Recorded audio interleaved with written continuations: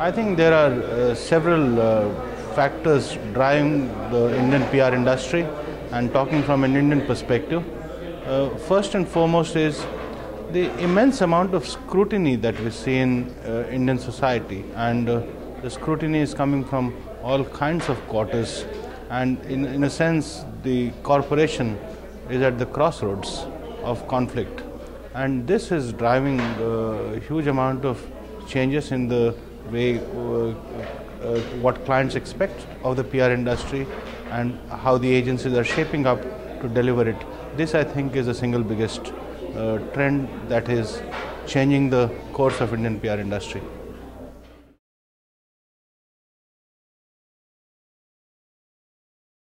I think the talent challenge, like anywhere else in the world, remains the principal challenge. However, it is a little more complicated in India than it is perhaps elsewhere.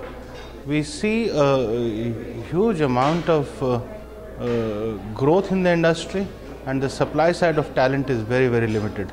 This is one challenge. Second challenge is the upgradation of skill in the people who are already employed with the industry is extremely poor. So you have a whole industry which has experience multiplied by the number of years, but no real upgradation of skill or perspective.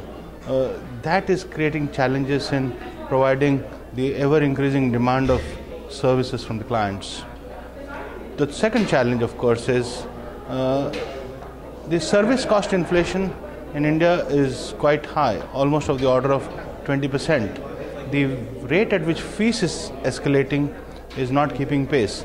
As a result, an entire industry has the independents particularly have become unviable. They have not been able, the fees has not been able to keep pace with the escalating costs, and most of them therefore had to be sold out at very low prices to the multinational networks.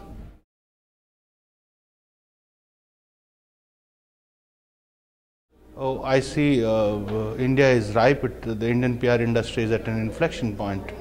I see a significant amount of growth inevitable.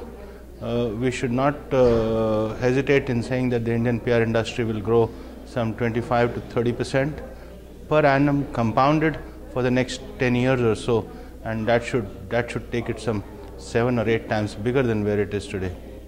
So this, I think, would be a great opportunity. Of course, there will be challenges. How does the industry cope up with the demands of the marketplace?